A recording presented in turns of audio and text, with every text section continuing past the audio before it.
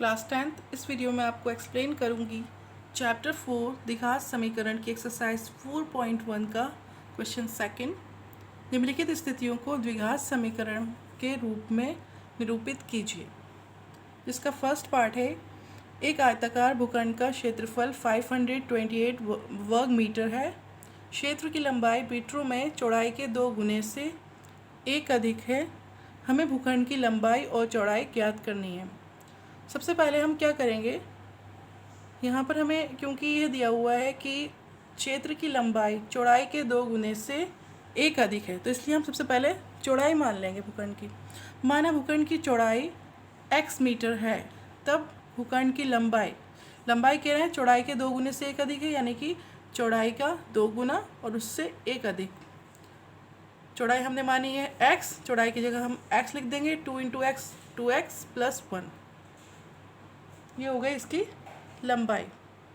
अब आयताकार भूखंड का क्षेत्रफल भी हमें दिया हुआ है। कितना दिया हुआ है? 528 मीटर स्क्वायर।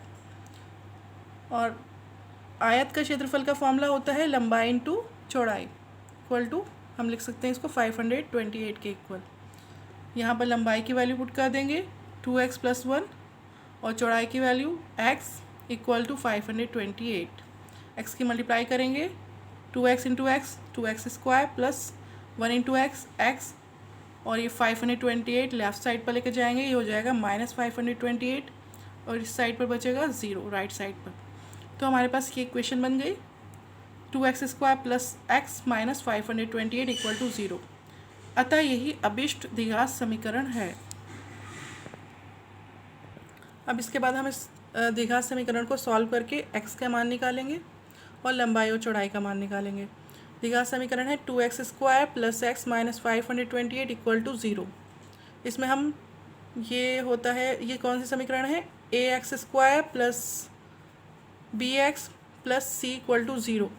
द्विघात समीकरण ax square plus bx plus c equal to 0 से हम अगर तुलना करेंगे तो a की वैल्यू हो गई 2 और c की वैल्यू हो गई -528, b की वैल्यू है 1।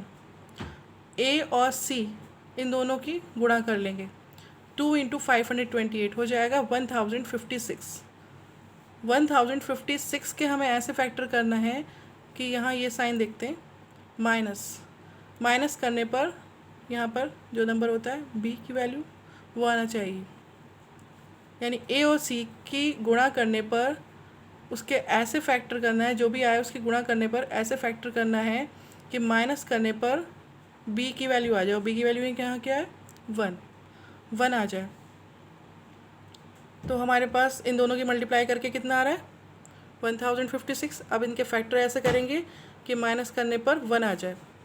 तो पहले फैक्टर कर लेते हैं। 2 5 10, 2 2 4, 1 इज़ लेफ्ट और 1 6 16, 2 8 16, 2 2 4, 2 6 12, 2 4 8, 2 1 2, 2 3 6, 2 2 4, 2 6 12, 2 6 12, 2 3 6, 2 3 6, 3 1 3, 3 1 3, 11 1 11। तो ये इसके फैक्टर हो गए 1056 के। यहाँ पर हम देख रहे हैं 2 2 4, 4 2 8, 8 2 16, 16 2 32। इन 5 टाइम्स 2 को अगर हम मल्टीप्लाई कर रहे हैं तो हमारा आ रहा है 32, और अगर 11 इंटू 3 कर रहे हैं 11 इंटू 3 तो हमारा आ रहा है 33। और अगर हम 33 में से 32 को माइनस कर दें तो हमारा आ जाएगा 1। तो इस 1 को हम ब्रेक कर सकते हैं 33 माइनस 32 में। ये इसके फैक्टर हो गए।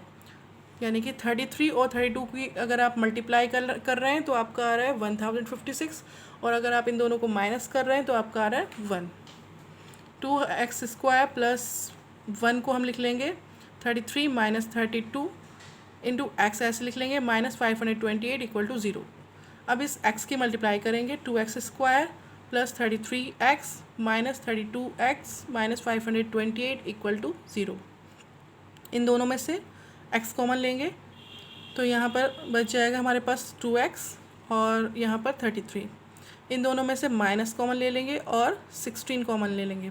इसको तोड़ लेंगे 32 को 16 इंटू 2 में, और 528 को तोड़ लेंगे 16 इंटू 33 में, यानी कि 16 दोनों में से कॉमन आ गया। यहाँ पर बच रहा है 2x और यहाँ पर हम आप माइनस भी कॉमन ले चुके हैं तो यहाँ प्लस हो जाएगा। यहाँ से आपने 16 कॉमन ले लिया तो हमारे पास बचेगा 33।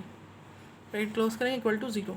अब देख रहे हैं हम ये दोनों सेम होना चाहिए। ठीक है, ये जो इसमें आपने कॉमन लिया है तो ये ब्रैकेट में बचा है, यहाँ पर जो आपने कॉमन लिया है और ये ब्रैकेट में बचा है, ये दोनों ब्रैकेट्स सेम होना चाहिए। तो दोनों ब्रैकेट सेम आ रही हैं तो इसको आप कॉमन ले लेंगे फिर से। अब आपने कॉमन ले लिया क्योंकि दोनों सेम थी, तो आपका दूसरी ब्रैकेट में बचेगा x माइनस 16। दूसरे ब्रैकेट में लिख लेंगे x माइनस 16 इक्वल टू 0। अब क्या करेंगे, यहाँ से x का मान निकालेंगे। सबसे पहले हम 2x प्लस 33 को 0 के इक्वल रख रहे हैं। तो 2x प्लस 33 को अगर आपने 0 के इक्वल लिखा तो क्या हो जाएगा, x का मान आएगा x इक्वल टू निकालेंगे अगर हम 2x is equal to minus 33 हो जाएगा। इधर की साइड आकर माइनस 33 हो जाएगा। वहाँ से जब 2 को इस साइड लेकर आएंगे तो ये डिवाइड में आ जाएगा। माइनस 33 अपॉन 2 आएगी x की वैल्यू, जो कि x की वैल्यू हो नहीं सकती क्योंकि यहाँ पर माइनस आ रहा है और चौड़ाई माइनस में नहीं हो सकती, ऋणात्मक नहीं हो सकती। तो ये वाला x का मान जो है ये असंभव है। अब हम ये लेकर चलेंगे x minus 16 equal to 0। x minus 16 equal to 0 यानी x इज इक्वल टू यहाँ से आ जाएगा 16, जो ठीक है, असंभव नहीं है, संभव है। x का मान 16 हो सकता है, यानी चौड़ाई 16 हो सकती है, 16 मीटर। अतः भूखंड की चौड़ाई x इक्वल टू 16 मीटर और भूखंड की लंबाई हो जाएगी 2x प्लस 1 यानी कि 2 into 16 plus 1 equal to 32 plus 1 equal to 33 metre. तो लंबाई आ गई 33 मीटर और चौड़ाई आ गई 16 मीटर।